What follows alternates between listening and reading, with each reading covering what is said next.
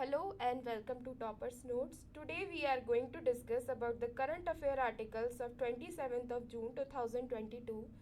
Let's get started with today's first news article, that is Kerala to have its own regional red list of birds. पहला article क्या कहता है हमारा कि IUCN के ही basis पे केरला खुद अपना एक रीजनल रेड लिस्ट बर्ड्स के लिए लेके आ रहा है। यहाँ से हमें दो बातें पता चलती है। पहली तो ये कि IUCN की तरह इसमें सारे एनिमल्स, बर्ड्स और बाकी की प्लांट स्पीसीज इंक्लूडेड नहीं होंगी, सिर्फ बर्ड्स होंगी। उसके अलावा ये कि Kerala will be the first state to have a region specific red list of birds. तो केरला एक पहला राज्य होगा पूरे देश के अंदर जो ऐसी कोई रेड लिस्ट लेके आ रहा है। ठीक है, अब हम जानते हैं कि न्यूज़ आर्टिकल के अंदर क्या डिस्कस किया गया है। सबसे पहले बताया गया है कि रीजनल बर्ड रेड लिस्ट आखिर है क्या। तो it will B assessment which will be conducted by Kerala agriculture university and bird count India. ठीक है, तो अगर आपसे प्रीलिम्स में क्वेश्चन पूछ लिया जाता है कि रिसेंटली केरला फर्स्ट स्टेट बना है जिसकी खुद की एक regional red list of bird होगी, उसे कौन ने कंडक्ट करवाया, इस असेसमेंट को किसने कंडक्ट करवाया, तो हमें पता होना चाहिए कि कौन से दो ऑर्गेनाइजेशन है। फर्स्ट है केरला एग्रीकल्चरल यूनिवर्सिटी और सेकंड है बर्ड काउंट इंडिया।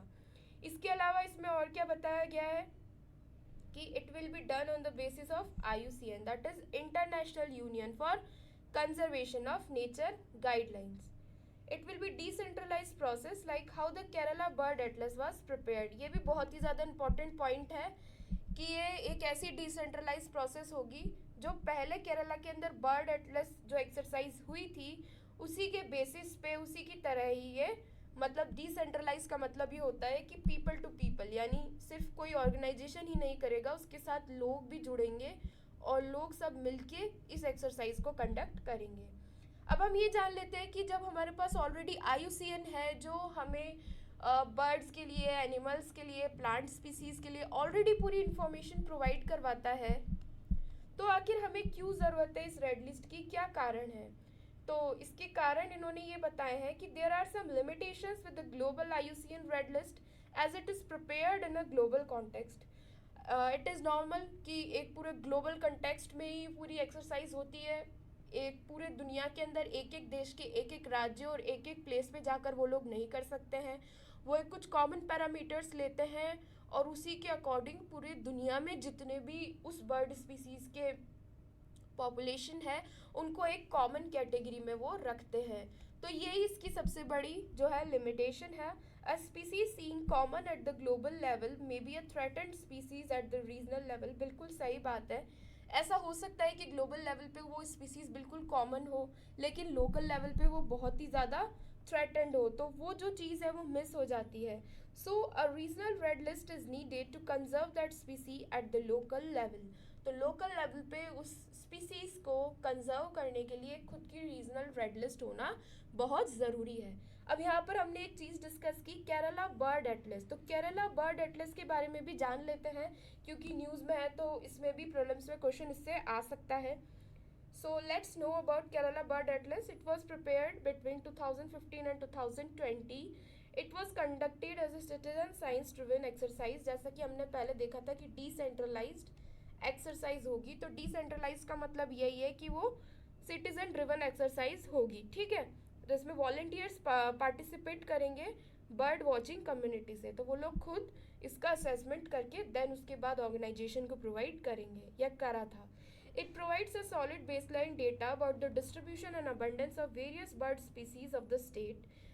सबसे पहले रेड लिस्ट के भी पहले ही इन्होंने जो बर्ड एटलस बनाया था उसके अंदर पूरा बेसलाइन डेटा इनके पास कलेक्ट हो गया था कि क्या डिस्ट्रीब्यूशन है स्टेट के अंदर बर्ड्स का और कहाँ पर अबंडेंस है और कहाँ पर कमी है। It accounts for nearly 3 lakh records of these species. तो ये तो कुछ नंबर्स हैं जो हमारे लिए इतने ज़्यादा इंपॉर्टेंट है नहीं एग्जाम के पर्सपेक्टिव से, बट इसमें कुछ एक बहुत ही इंपॉर्टेंट डेटा दिया है वो हम देख सकते हैं। According to the atlas most of the endemics are concentrated in the Western Ghats while threatened species are sighted mostly along the coast। तो वेस्टर्न घाट्स के अंदर सबसे ज़्यादा एंडेमिक्स हैं एंड थ्रेटेंड स्पीसीज कहाँ पर है, कोस्ट के अलोंग में। हमें पता है वेस्टर्न घाट्स यहाँ इस वाले हमारे western part of the coast है और यहीं पे ही केरला है पेनिनसुलर पार्ट में। तो वहाँ पर हमें पता है बायोडाइवर्सिटी हॉटस्पॉट है, तो बायोडाइवर्सिटी हॉटस्पॉट है तो ऑब्वियसली वहाँ पे एंडेमिक्स का कंसंट्रेशन ज़्यादा रहेगा। और कोस्ट के अलॉन्ग भी एस्चुरीज वगैरह मैंग्रोव्स वगैरह होते हैं, तो वहाँ पे जो है थ्रेटेंड स्पीसीज का कंसंट्रेशन रहेगा। तो ये एक तरीके से कॉमन सेंस वाला क्वेश्चन हो गया कि वेस्टर्न घाट्स केरला में ही है और वहाँ पे बायोडाइवर्सिटी हॉटस्पॉट है, तो ऑब्वियसली वहाँ पर कंसंट्रेशन ज़्यादा होगा। चलिए नेक्स्ट आर्टिकल की तरफ मूव आउट करते हैं। हमारा सेकंड न्यूज़ आर्टिकल है crisis in salt sector hits livelihood of lakhs of people in Gujarat. Gujarat के अंदर सबसे ज़्यादा नमक प्रोड्यूस होता है। पूरा जो कोस्टल जो रीजन है गुजरात का, वहाँ पे सॉल्ट प्रोडक्शन का जो है वो सबसे ज़्यादा सबसे बड़ी इंडस्ट्री है। तो जो सॉल्ट सेक्टर है वहाँ के लोगों में अभी जो है लिवलीहुड के लिए काफ़ी ज़्यादा क्राइसिस चल रहा है। तो उसी के रिगार्डिंग ये हमारा न्यूज़ एनालिसिस है। कंटेक्स्ट देख लेते हैं। The salt industry is facing huge challenges in meeting the demand and in tackling the realisation crisis faced by the salt farmers. Salt being the cheapest commodities getting the least attention from the government. लगता तो बहुत ही ऐसा लगता है कि बहुत ही सस्ता सा एक कॉमोडिटी है, लेकिन इसके पीछे जो फार्मर्स हैं, जो वर्कर्स हैं, जो इस इंडस्ट्री में वर्क करते हैं, उनको गवर्नमेंट नॉर्मली इग्नोर कर देती है। उनका जो प्लाइट है उसको एड्रेस नहीं किया जाता है। कोई रूल्स एंड रेगुलेशंस भी नहीं है और ना ही कोई नोडल बॉडी है जो इसको रेगुलेट कर सके। Workers have warned the centre if the neglect continues India could lose its position as the world's third largest producer of salt. तो यहाँ से हमें एक बहुत ही इंपॉर्टेंट पॉइंट पता चलता है प्रीलिम्स के लिए कि इंडिया की पोजीशन ग्लोबल लेवल पे थर्ड है in the terms of production of salt. चलिए इसके बारे में हम और जान लेते हैं। Historical perspective and current demand of workers.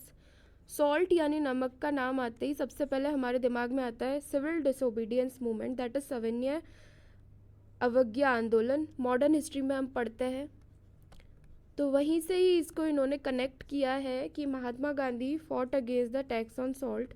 मतलब तब से ही ये चीज़ चली आ रही है कि ब्रिटिशर्स ने भी इसके ऊपर इतना ज़्यादा सॉल्ट पे जो है टैक्स लगाया था और महात्मा गांधी जी ने भी इसको ही अपना जो है इंडिपेंडेंस के लिए जो फाइट थी उसका एक टूल बनाया था। Even after 75 years of independence the laws that govern this industry are framed by the British. Britishers जो लॉज बना के छोड़ गए थे उन्हीं को ही अभी हम लोग फॉलो कर रहे हैं। उस समय जब सबसे पहले जो सॉल्ट जो है एक्सट्रैक्ट हुआ था वो हुआ था मंडी इन हिमाचल प्रदेश, ठीक है, लेकिन वो हुआ था माइनिंग से। अभी जो हम देख रहे हैं पूरा का पूरा सॉल्ट कोस्टल एरिया से निकल के आ रहा है, लेकिन जब फर्स्ट टाइम ये एक्सट्रैक्ट किया था ब्रिटिशर्स ने इतने सालों पहले तो वो हुआ था माइनिंग से। तो तभी से इन्होंने इसको माइनिंग के अंदर इंक्लूड कर दिया। लेकिन जो करंट पोजीशन है वो ये है कि सिर्फ 0.5% सॉल्ट है वो माइनिंग से प्रोड्यूस होता है और बाकी का 99.5% सॉल्ट है वो या तो सी वाटर से प्रोड्यूस होता है या फिर सबसॉइल वाटर से। And entire process is done by seeding, cultivation and harvest. और यहाँ पे माइनिंग का कोई रोल नहीं है, लेकिन उसके बावजूद भी जो ब्रिटिशर्स ने जो लॉ पर्टेन किए थे उसी के अकॉर्डिंग अभी तक इसको माइनिंग इंडस्ट्री में ही इंक्लूड किया गया है। तो जो वर्कर्स हैं उनकी डिमांड ये है कि it is a seasonal industry and it should be considered as agriculture, क्योंकि इसमें एक तरीके से सॉल्ट की हार्वेस्टिंग ये लोग करते हैं। All the laws pertaining to the industry are applicable to the salt production, even though the production is done to the simple solar evaporation as it is listed as a mining industry. इसको mining industry की तरह list कर रखा है, तो workers को और industry के लोगों को पूरे इंडस्ट्रियल एप्लीकेशंस एंड लॉज को पर्टेन करना पड़ता है, जबकि सॉल्ट बनाने का प्रोसेस इतना सिंपल है कि सिर्फ सोलर इवापोरेशन से ही सॉल्ट जो है प्रोड्यूस हो जाता है। तो इनकी डिमांड ये है कि अगर इसको एग्रीकल्चर में इंक्लूड कर दिया तो जो वो भारी भरकम इंडस्ट्री वाले जो लॉज हैं और रेगुलेशंस हैं वो हमें फॉलो नहीं करने पड़ेंगे। इसके अलावा हम यहाँ पे ये भी देख लेते हैं कि सॉल्ट की कॉन्स्टिट्यूशनल पोजीशन क्या है और नए सॉल्ट एक्ट की डिमांड क्यों उठी है। सॉल्ट है वो सेंट्रल सब्जेक्ट है, ये बहुत ज़्यादा इंपॉर्टेंट है कि हम नॉर्मली पॉलिटी में जब हम सेंट्रल लिस्ट या यूनियन लिस्ट या फिर स्टेट लिस्ट पढ़ते हैं तो वहाँ पे सॉल्ट नहीं आता है, लेकिन इस न्यूज़ आर्टिकल से हम ये नोटिस डाउन कर सकते हैं कि 58 नंबर पे सेंट्रल सब्जेक्ट में सॉल्ट को लिस्ट किया गया है 7th schedule of the constitution में। And the industries demand that there should be a nodal agency with common rules and regulations. अभी तक कोई एक नोडल एजेंसी है नहीं, तो इनकी ये डिमांड है कि ऐसी एक नोडल एजेंसी होनी चाहिए ताकि कुछ common rules and regulations salt industry के लिए बन सकें। सॉल्ट सेंट्रल सब्जेक्ट है। लैंड मतलब जो ज़मीन है जहाँ पर जो है सॉल्ट को बनाया जाता है वो स्टेट सब्जेक्ट है। तो ये जनरली इग्नोर हो जाता है सेंटर और स्टेट के, क्योंकि दोनों के बीच में जो है एक कंपेटिबिलिटी नहीं बैठ पाती है और सॉल्ट सेक्टर को एक तरीके से यहाँ पर सफ़र करना पड़ता है। Responsibility has to be fixed on the government and manufacturers. अभी तक कोई रेस्पॉन्सिबिलिटी ऐसी स्पेसिफिक ली नहीं गई है, तो इनकी डिमांड है कि कोई प्रॉपर एक रेस्पॉन्सिबिलिटी यहाँ पर फिक्स कर दी जाए। And a new salt act should be framed as a common policy for the entire country. और एक सॉल्ट एक्ट आना चाहिए ताकि पूरी कंट्री के लिए एक कॉमन पॉलिसी जो है फ्रेम की जा सके। अभी सॉल्ट इंडस्ट्री की करंट पोजीशन क्या है, क्या वर्कर्स का क्या प्लाइट है, तो वो हम इस वाले पैराग्राफ में देख लेते हैं।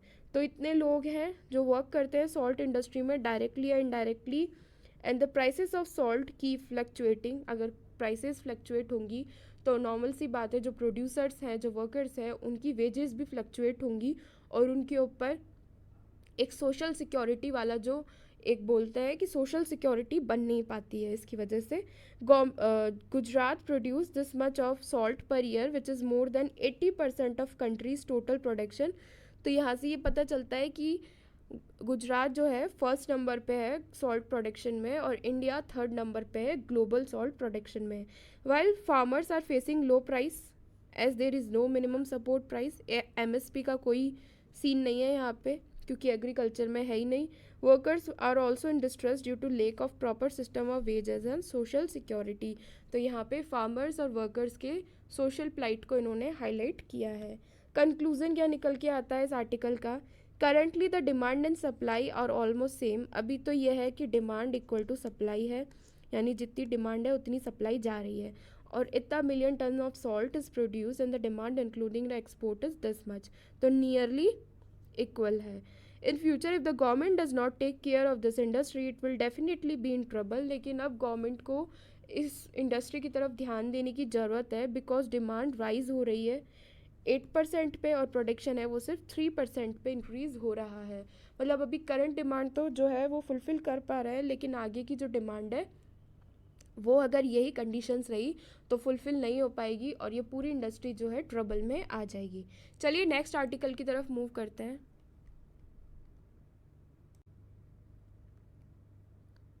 हमारा थर्ड न्यूज़ आर्टिकल है Udaipur bird village is set to be declared wetland. Wetland यानी आर्द्र भूमि। तो ये जो है मेनार विलेज है उदयपुर में, जिसको रामसर साइट नहीं घोषित किया जा रहा है, राजस्थान का न्यू वेटलैंड घोषित किया जा रहा है। यानी गवर्नमेंट हमारी राजस्थान की इसको डिक्लेयर करने वाली है। It will pave the way for getting the Ramsar site status for the rural heartland of the Mewar reason.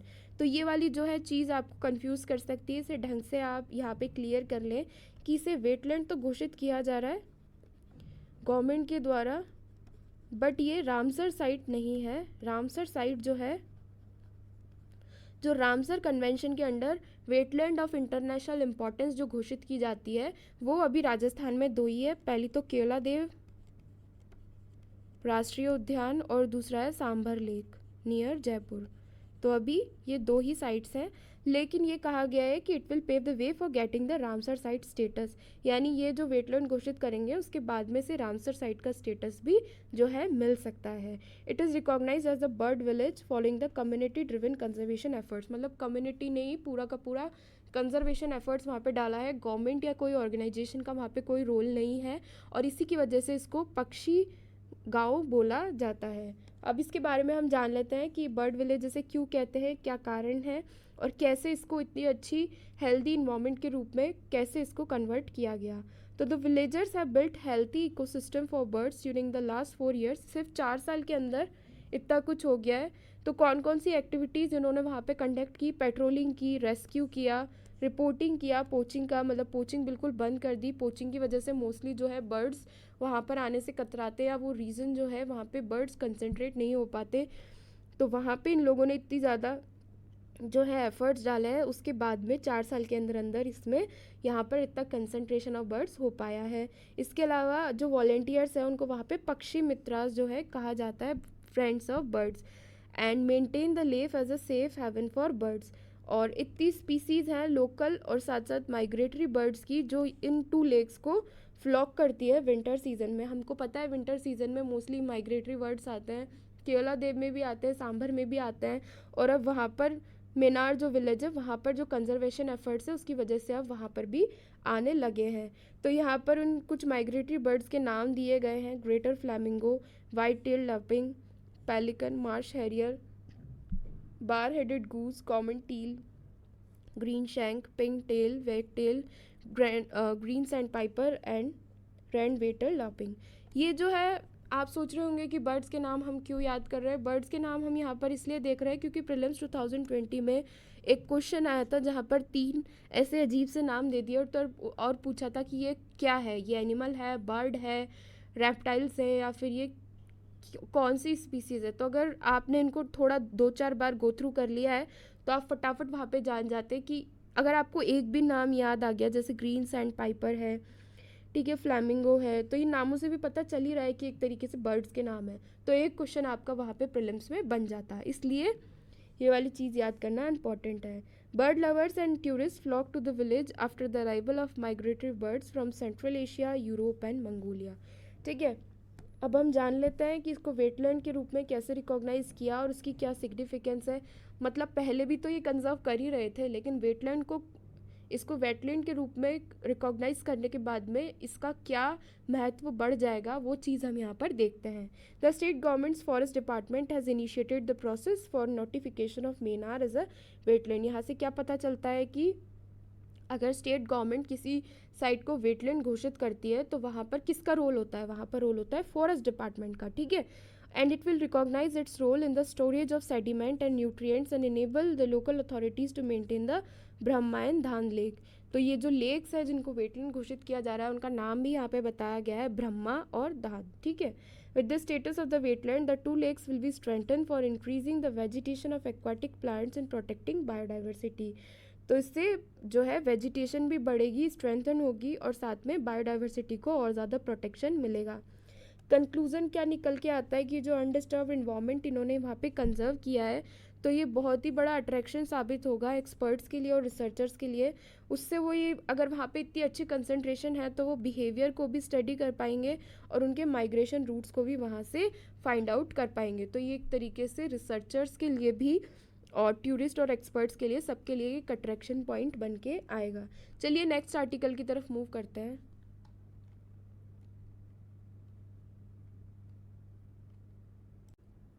हमारा नेक्स्ट आर्टिकल है anti defection law and its failure to check defections. इसका title ही इतना ज़्यादा impactful है कि anti defection law तो बना हुआ है, लेकिन ये जो लॉ है it has failed to check defections, यानी जिसे हम हिंदी में बोलते हैं दल बदल कानून, और दल बदलने में ये जो है फेलियर हो चुका है। आखिर ऐसा क्यों कहा गया है, तो उसका हम एग्जांपल देते हैं कि 2-3 साल से बहुत ही ज़्यादा सरकारें गिर रही है स्टेट्स में और उसकी जगह नई जो है सरकार बना ली जाती है। चूँकि रूल जो है वहाँ पर है, एंटी डिफेक्शन लॉ है वो प्लेस में है, लेकिन उसके बाद भी जो है कुछ लूप होल्स हैं जो निकाल लिए जाते हैं लेजिस्लेचर्स के द्वारा, यानी जो एमएलएज हैं उनके द्वारा, और वो दूसरी पार्टी में मिलके जो है नई सरकार बना लेते हैं। तो उसी के बारे में हम यहाँ पे डिस्कस करने वाले हैं कि आखिर फेलियर क्यों हुआ है और एंटी डिफेक्शन लॉ है क्या। कंटेक्स्ट है Maharashtra is on the throughs of constitutional crisis. पहले मध्य प्रदेश में हुआ था, कर्नाटक में हुआ था, गोवा में हुआ था, और अब जो है महाराष्ट्र में हो रहा है कि सेम चीज़ कुछ एमएलएज ने रिबेल कर दिया है, ठीक है, रिवॉल्ट कर दिया है लीडरशिप से, और अब वो गुवाहाटी में बैठे हैं ताकि वहाँ पे इनके पार्टी लीडर्स रीच नहीं कर पाएँ। और ये सब कहा जा रहा है कि ये प्लान्ड मास डिफेक्शन किया गया है ताकि अल्टरनेटिव रिजाइम बन सके जिसमें बीजेपी शामिल हो। तो ये जो इन्फोग्राफिक है इसके थ्रू यहाँ पर आपको डिफेक्शन लॉ को समझाया गया है और इसे हम यहाँ पर कॉम्प्रिहेंसिवली डिस्कस कर लेते हैं कि एंटी डिफेक्शन लॉ है क्या। ये तो हमें पता ही है कि ये 10 शेड्यूल ऑफ द कॉन्स्टिट्यूशन में इंक्लूडेड है। 7 शेड्यूल में अभी हमने देखा था यूनियन लिस्ट थी, वैसे ही जो 10 शेड्यूल है उसमें एंटी डिफेक्शन लॉ है।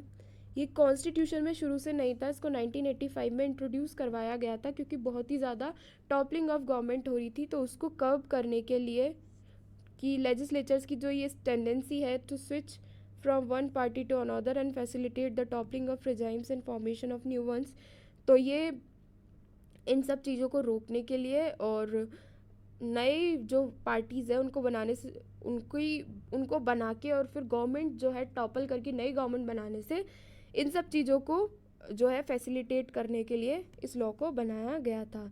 इसमें क्या होता है, प्रिसाइडिंग ऑफिसर जो स्पीकर होता है to disqualify any defector on a petition by another member. Speaker mostly जो है पार्टी का होता है, तो वो उनके पास पूरी जो है पावर होती है कि वो किसी भी डिफेक्टर को डिस्क्वालीफाई कर सकते हैं अगर कोई दूसरा मेंबर जो है पेटिशन लगा देता है। तो यहाँ पे दो काइंड के डिफेक्शन होते हैं, डिफेक्शन एक तरह का नहीं होता, दो तरीके से आपको डिस्क्वालीफाई किया जा सकता है अगर आपने जो है कुछ यहाँ पे गलतियाँ की है। तो सबसे पहला ये है voluntary giving up membership of a party on who symbol he got elected. अगर मैं बीजेपी के सिंबल से एमएलए बनी हूँ और अगर मैं कांग्रेस ज्वाइन कर लेती हूँ बाद में, तो यानी मैं डिस्क्वालीफाई हो गई, ये मैं नहीं कर सकती। मैंने जिस पार्टी के सिंबल से जीता है मैं उसी के साथ रहूँगी, नहीं तो मुझे डिस्क्वालिफिकेशन झेलना पड़ेगा। उसके अलावा सेकंड क्या है, by a member violating a direction whip issued by the party to vote in a particular way और एब्सटेन फ्रॉम वोटिंग। पार्टी की विप होती है, विप यानी मैं बीजेपी की एमएलए हूँ, मेरी पार्टी ने मुझसे कहा है कि इस लॉ में हम ये लॉ पास करवाने वाले हैं, आपको इसमें वोट देना है, आपको वहाँ प्रेजेंट रहना है, लेकिन मैं उस दिन नहीं आती हूँ या फिर मैं वोट नहीं करती हूँ, तो मुझे वो डिस्क्वालीफाई कर सकते हैं, ऐसा एंटी डिफेक्शन लॉ में लिखा गया है। तो ये दो तरीके से डिफेक्शन होता है, ठीक है। विप वाला जो है वो क्वाइट स्ट्रेट फॉरवर्ड है कि आपने जो किया है ठीक है आपको हटा देंगे। दूसरे वाले में थोड़ी प्रॉब्लम है, इसमें क्या होता है कि सिंपल रेजिग्नेशन नहीं मांगते, ये बोलते हैं कि यानी आप सिंपल रिज़ाइन करके दूसरी पार्टी में नहीं जा रहे, आप क्या करते हैं कि 1/3 लोग यहाँ से निकलते हैं और दूसरी पार्टी में जाते हैं, तो ये एक तरीके से राइडर है और यहाँ पर आपको डिस्क्वालीफाई नहीं किया जा सकता, ठीक है। तो ये सुप्रीम कोर्ट ने भी बोला है कि voluntary giving up membership can be inferred from the conduct of a person, और इसमें कोई प्रॉब्लम नहीं है, ठीक है।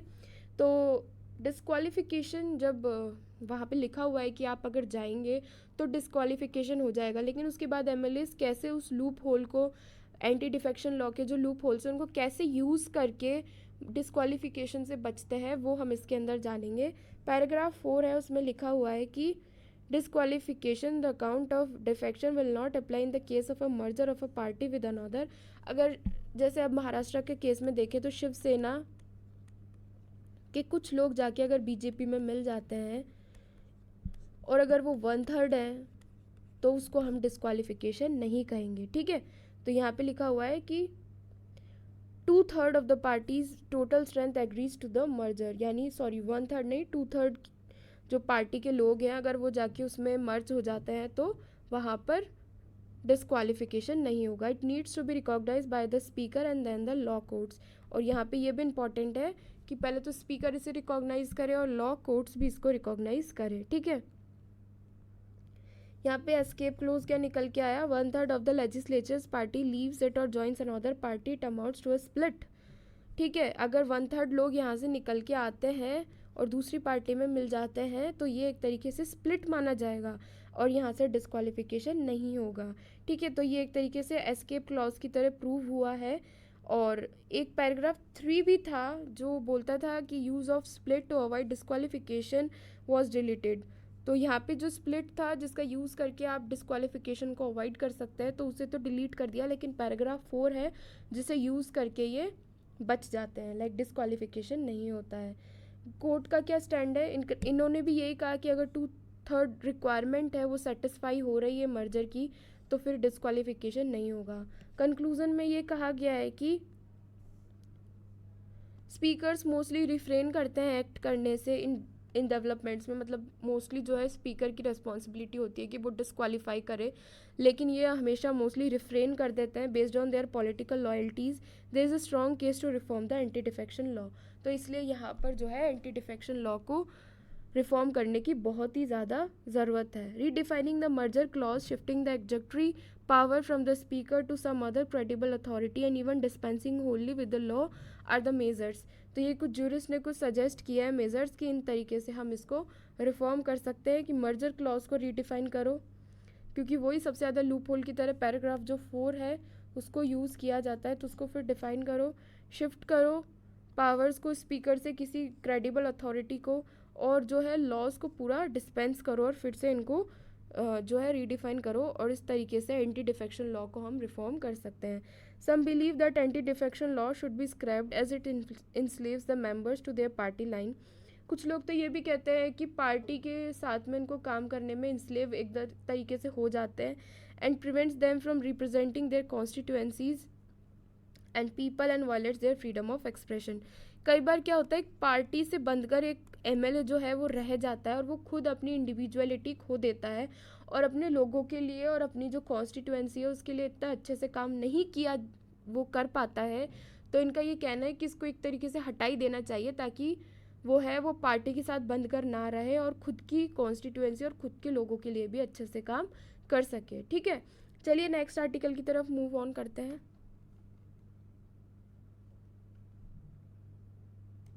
हमारा नेक्स्ट आर्टिकल है reasons behind rainfall deficit in some areas and excess of Assam, excess in Assam this monsoon. क्या कारण रहे हैं कि हमारे राजस्थान साइड या नॉर्थ वेस्टर्न साइड जो है बारिश बिल्कुल डेफिसिट में गई और असम में बाढ़ आ रही है, मतलब इतना ज़्यादा डिसबैलेंस क्यों हुआ है।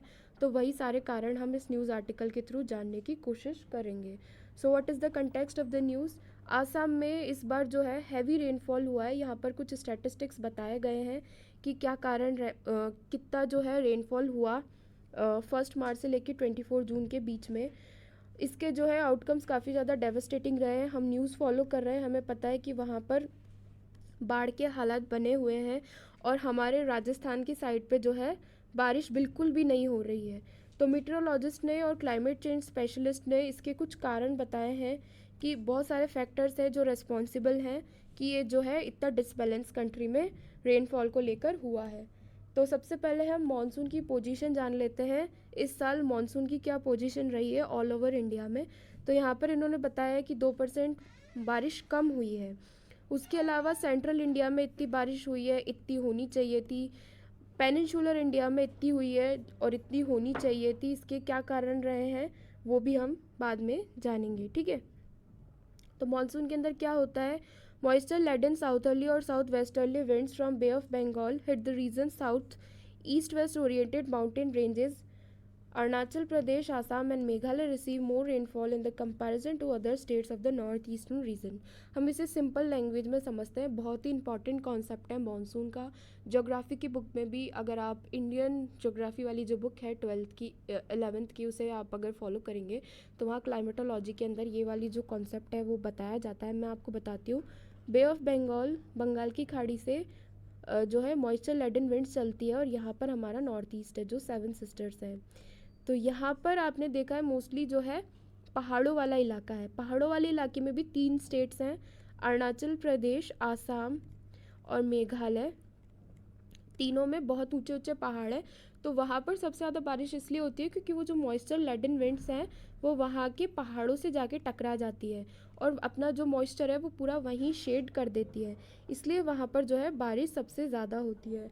And the recent episode of heavy rainfall underline the presence of east-west row in the lower levels of atmosphere over the region and the incursion of the large-scale moisture due to the strong southerly and southwesterly winds from the Bay of Bengal। और अभी जो है वहाँ पे इतनी ज़्यादा heavy rainfall हुई है, उसका भी यही कारण है कि लार्ज स्केल जो मॉइस्चर है वो सारा वहीं पर जो है शेड डाउन उन रीजन्स में हो गया।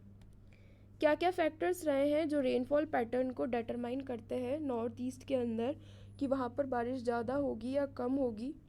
सबसे पहले ecological and climate difference from one place to another, ये सबसे ज़्यादा डिफाइन करता है। उसके अलावा क्लाइमेट चेंज, इसकी वजह से वहाँ पे वाटर और सरफेस टेम्परेचर बढ़ गया है अरेबियन सी और बे ऑफ बंगाल में, मतलब 2 डिग्री बढ़ गया है। 2 डिग्री तो बहुत ज़्यादा होता है वाटर के अंदर, मतलब लैंड के अंदर तो आप 2 डिग्री अगर बढ़ता है तो कोई बड़ी बात नहीं है, लेकिन अगर सी में अरेबियन सी और बे ऑफ बंगाल में 2 डिग्री इंक्रीज़ हुआ है तो ये बहुत ही कंसर्निंग प्रॉब्लम है, causing the frequent formation of low pressure areas in cyclonic circulation resulting in heavy rains. क्या होता है जब यहाँ पे टेम्परेचर बढ़ता है तो लो प्रेशर एरिया बनते हैं और उसकी वजह से साइक्लोन्स जो है प्रोड्यूस होते हैं, और साइक्लोन्स और लो प्रेशर एरियाज़ की वजह से ही फिर हैवी रेन्स वहाँ पर होती है। इसके अलावा तीसरा जो फैक्टर बताया वो है aerosols including black carbon release by biomass burning influence the western part of north east India close to the Indo Gangetic plain of the most. ठीक है, इसके अलावा फोर्थ क्या बताया, rising black carbon emissions lead to the decrease in low intensity rainfall while pushing up severe rain in the pre monsoon region of the north east India. तो black carbon emissions जो बढ़ रहे हैं उसकी वजह से लो इंटेंसिटी रेनफॉल होता है और सीवियर रेन वहाँ पर देखने को मिलती है। इसके अलावा इन्होंने कुछ कारण ये भी बताया कि मानसून इतना ज़्यादा लेट क्यों हो गया जब केरला से मानसून चला था। यहाँ पर इन्होंने कुछ नॉर्मल चीज़ें बताई हैं कि क्यों कितना जो है परसेंट कितने, जैसे 1 जून से अगर हम देखें तो 80% रेनफॉल 1 जून के बाद ही होता है और उसके पहले जो होता है वो इतना ज़्यादा सिग्निफिकेंट नहीं होता। मानसून आ भी गया था लेकिन it turn sluggish on the western branch of the upward journey.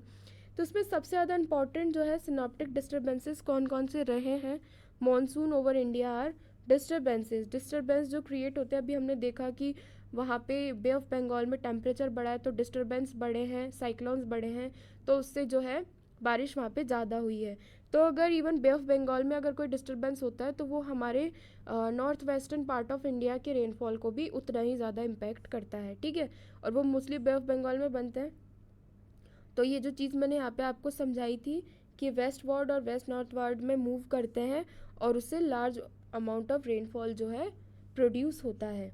The other synoptic disturbance which affect monsoon rainfall is position of offshore troughs and vortex along the west coast of India.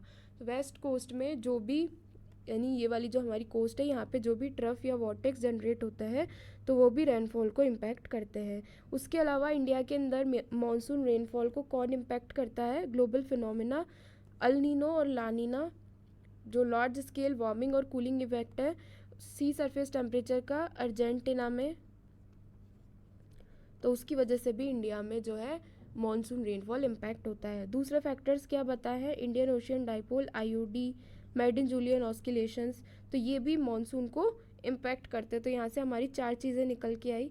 सबसे पहला तो ये कि जो disturbance होते हैं वो, उसके अलावा हमारे ऑफशोर ट्रफ या वॉर्टेक्स जो बनते हैं वो, उसके अलावा अल नीनो और लानीना, और उसके अलावा इंडियन ओशन डाइपोल और Madden Julian oscillation. So these 4 factors impact the monsoon in India.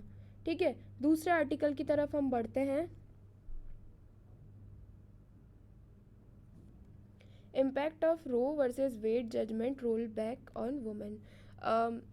US में एक बहुत ही इंपॉर्टेंट जजमेंट चलता है, रो वर्सेस वेड जजमेंट, बहुत पुराना है, 1973 में ये जजमेंट दिया गया था, लेकिन इसका जो इम्पैक्ट है वो अभी तक वहाँ पर देखने को मिलता है। जैसे हमारे यहाँ केशवानंदा भारती केस है, वो इतने पहले जो है इसका जजमेंट आया था लेकिन अभी तक भी वो काफ़ी चीज़ों को, बेसिक स्ट्रक्चर को डिफ़ाइन करता है। वैसे ही अमेरिका में ये जजमेंट आया था, तो रिसेंटली इसको जो है रोल बैक कर लिया गया है वहाँ के सुप्रीम कोर्ट ने, और इससे जो है वुमेन की जो राइट है उसकी बॉडी पे, जो कॉन्स्टिट्यूशनल राइट था, राइट टू एबॉर्शन, उसको भी ओवरटर्न वहाँ के सुप्रीम कोर्ट ने कर दिया है। Now the women's rights bodies decried the move, calling it the horrifying decision with the devastating consequences. तो इनका ये कहना है कि ये जो डिसीजन है वो काफ़ी ज़्यादा हॉरिफिक है और इसके कंसिक्वेंसेज बहुत ही ज़्यादा डेवास्टेटिंग होने वाले हैं। तो इस जजमेंट के बारे में हम पहले जान लेते हैं कि this judgement struck down the state level abortion limits on a foetus before it is viable to survive outside the womb which is considered to be 24 to 28 week mark. तो पहले जो है वहाँ पे स्टेट लेवल एबॉर्शन लिमिट्स थी जिनको struck down कर दिया गया था इस जजमेंट के थ्रू, और फिर वहाँ पे ये जो मार्क रखा गया था कि 24 से 28 वीक के अंदर अंदर आप एबॉर्शन करवा सकते हैं। Following the judgment there was a right to abortion in the first 3 months of the pregnancy, यानी अगर 3 महीने का आपका वूम में बच्चा है तो आप उसे अबॉर्ट कर सकते हैं, ऐसा वहाँ पे कॉन्स्टिट्यूशनल राइट था, जिसे अभी रिसेंटली इन्होंने एब्रोगेट कर दिया है।